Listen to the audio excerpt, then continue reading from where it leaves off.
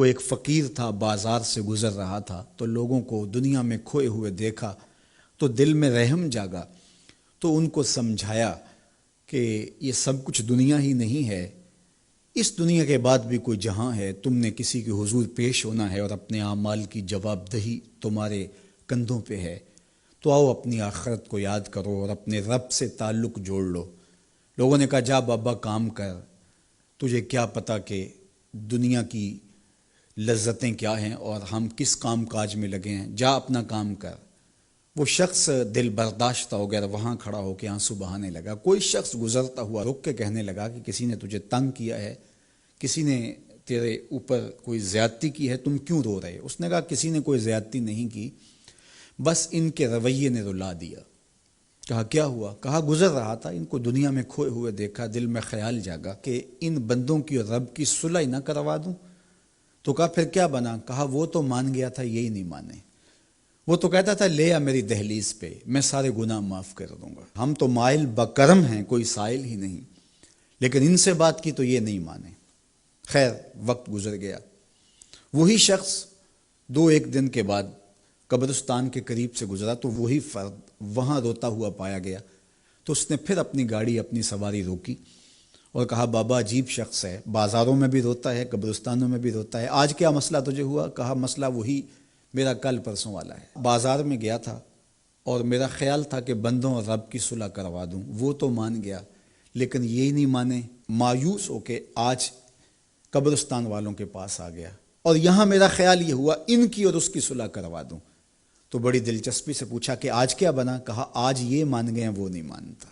تو قبل اس سے کہ وہ وقت آئے اور ہم کہیں کہ یا لیتنی قدمت لحیاتی، ہائے میں نے یہ زندگی آخرت کے لیے آگے بھیج دی ہوتی، تو آج وقت ہے، وقت پر کافی ہے قطرہ بھی آب خوش ہنگام کا، جل گیا جب کھیت برسا می تو پھر کس کام کا۔ جنہوں نے اپنی زندگی گناہوں میں گزار دی، خواہشات نفس میں گزار دی، آرزوؤں اور تمناؤں میں بسر کر دی، دو دنی چار کے چکر میں پڑے رہے، دولت کے انبار لگ گئے، پھر بھی نفس رجا نہیں ہے، اندر کی خواہشات تشنا کی تشنا ہی رہیں، پھر بھی سیرابی نہیں ہوئی، کوزائے چشم حریصاں پر نشد، تا صدف کانے نشد پر در نشد۔ رومی علیہ رحمہ فرماتے ہیں حریص کی آنکھ کا پیالہ نہیں بھرتا۔ کہا کہ جب تک صدف قانے نہیں ہوتا اس میں موتی نہیں آتے، اور سادی شیرازی بولتے ہیں کہ پیٹ بھر جاتا ہے آنکھ نہیں بھرتی۔ تو ساری زندگی حال من مزید کے نعرے لگاتے رہے، جتنا بھی میسر ہوا پھر آگے بڑھتے رہے، آگے بڑھتے رہے، کسی جگہ پہ بھی فل سٹاپ نہ آیا اور زندگی یوں گزرتی رہی، بسر ہوتی رہی اور اپنی زندگی برباد کر دی، حتی زرتم المقابر، یہاں تک کہ قبروں میں جا پہنچے۔ تو آج اپنی آنکھوں کے سامنے موت کا رقص دیکھ رہے ہیں اور ہم پوری کائنات کے اندر دیکھ رہے ہیں کہ جو وسائل سے مالا مال تھے، جنہوں نے دنیا کو تسخیر کرنے کا دعویٰ کیا تھا، جن کا خیال یہ تھا کہ ہم ہر طرح کے حالات سے نپٹنے کی صلاحیت رکھتے ہیں، ہمارے پاس تمام وسائل میسر ہیں، لیکن آج کس طرح بے بسی کی تصویر نظر آتی ہیں۔ تو انسان کو سمجھنا چاہیے کہ اللہ کی طاقت کتنی ہے۔ ایک تو قیامت کے دن جب لوگ آغوش موت میں ہوں گے اور بڑے بڑے متکبرین، سرکش، متمردین، بادشاہ، شہنشاہ، کج کلا آغوش موت میں ہوں گے، تو اللہ تعالیٰ فرمائے گا آج کس کی بادشاہی ہے؟ تو کوئی نہیں بول سکے گا۔ اللہ فرمائے گا انا المالک، میں بادشاہ ہوں۔ فرمائے گا این المتکبرون، تکبر کرنے والے کہاں ہیں؟ کوئی سر اٹھانے کے قابل نہیں ہوگا۔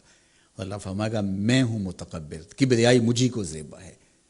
تو یہ کل جو ماننا ہے تو اچھا نہیں کہ آج ہی مان لیں اور اپنی زندگی کو اس کی راہوں پہ لگا لیں۔ تو یہ مختصر زندگی اللہ کی امانت ہے۔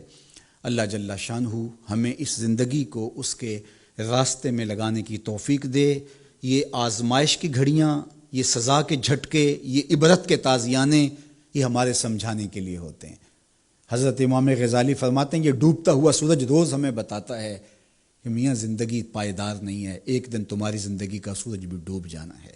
یہ پھیلی ہوئی قبریں، یہ جوانی سے بڑھاپے کی طرف بڑھتے ہوئے لوگ، یہ اٹھتے ہوئے جنازے، یہ سب کچھ تمہیں بتاتے ہیں، تم سمجھو اور اپنی زندگی کو خیر کی راہوں پر ڈال لو۔ یہ دارالعمل ہے، وہ دارالجزا ہے، پھر دارالجزا میں عمل نہیں ہوگا، پھر پچھتاوا، پھر ڈاڈا پچھتاوا، سخت پچھتاوا، حسرت پہ حسرت، دکھ، اذیت، ہائے کوئی چیخ چیخ کے کہتا تھا، میں اس کی بات مان لیتا، میرے گھر میں قرآن پڑھا تھا، میں کھول کے دیکھ لیتا، میں مصلحین کی بات سن لیتا، میں اٹھتے ہوئے جنازوں سے کچھ سمجھ لیتا۔ تو کل